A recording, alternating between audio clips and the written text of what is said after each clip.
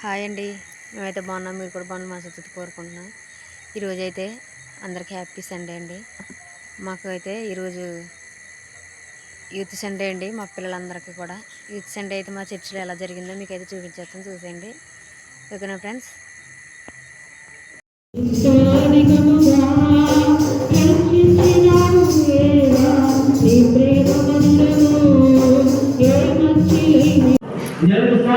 కాబట్టి నీకు నాకు మనందరికీ కూడా సాధ్యం కానీ విషయం ఏమైతే సాధ్యం కానీ క్రియలు ఏమైతే కూడా అవన్నీ దేవుడికి చాలా సుసాధ్యం.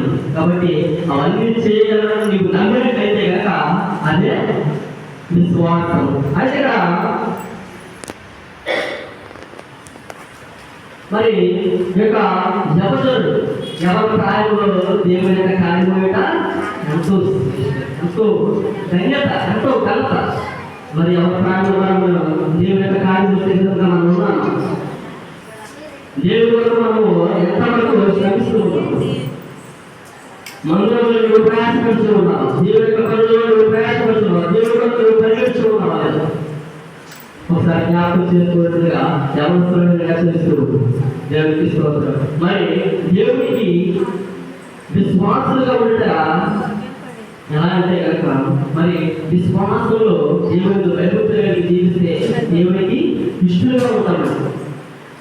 విశ్వాసంలో దేవుని భయభక్తులుగా జీవిస్తే దేవునికి ఇష్టలుగా ఉంటాము. లేదు మరి ఇష్టానుసారమైనటువంటి జీవితంలో జీవిస్తుంటే కనుక అది దేవునికి ఇష్టం కాదు, దేవుడికి ఇష్టం కాదు. పరిశుద్ధ గ్రంథంలో మనం చూసుకున్నట్లయితే కనుక దేవుడికి భయభక్తులు కలిగి దేవుడి విశ్వాసం కలిగి మరి జీవించినటువంటి వారు అనేకులు అంటే హీరో కాలసామైన మార్గం మీద కాదు. కానీ అక్కడ మనం చూసుకుంటే కనుక రోమిలి రాష్ట్ర పత్రిక 10:17 మనం చూసుకుంటే కనుక చూడండి, రోమిలి రాష్ట్ర పత్రిక 10:17 వినుట వలన విశ్వాసం కలుగును, వినుట క్రీస్తును గురించిన మాటల వలన విశ్వాసం కలుగును. ఏ మాట వినాలంటే ఏ మాట వినాలండి? ఎవరు మాట్లాడు, నువ్వు కూడా మాట్లాడు. ఏదైతే కూడా నేను అడిగిన ప్రతి ప్రశ్న కూడా ఇంటి సమాధానం చెప్తూ ఉంటాయి. మౌనంగా కూర్చోవడం కాదు, వినట కాదు. నేను అడిగిన ప్రతి దానికి కూడా నువ్వు రెస్పాండ్ అవుతూ ఉంటాయి. మరి నా తల్లిదండ్రులు చెప్పే మాటలు కాదండి, మరి పెద్దలు చెప్పిన మాటలు కాదండి.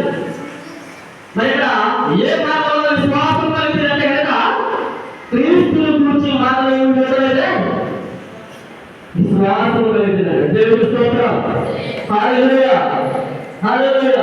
మరి దేవుడి యొక్క మాట్లాడినటువంటి అనేక మంది భక్తులను బైబిల్లో జ్ఞాపకం చేసుకోవచ్చు. మరి విశ్వాసం మరి అబ్రహాము కూడా మనం జ్ఞాపకం చేసుకోవచ్చు. అబ్రహాము జ్ఞాపకం చేసుకోవచ్చు. ఎక్కడికైనా 10 సంవత్సరాల ఒక కుమారుని నిర్ణయించాడు, దేవుడు వాగ్దానించాడు. నువ్వు కుమారుని కూడా అనుభవం కదా ఉదయకాల సమయంలో పెద్దగానే తన కుమారుని ఎక్కడ తీసుకెళ్ళండి, దేవుడితో సమర్పించడానికి తీసుకెళ్ళిపోడు. మొదలు బట్టి దేవుడు అబ్రహాము కూడా హెచ్చించాడు. దేవుడి కంటే తన కుమారుని ఎక్కువ అబ్రహాము, దేవుడి కంటే తన కుమారుని ఎక్కువ.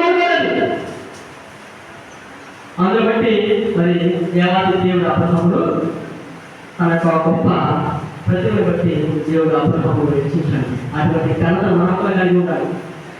అటువంటి గొప్ప కార్యం మనం కూడా విడిచిపెట్టేలా ఉండాలి.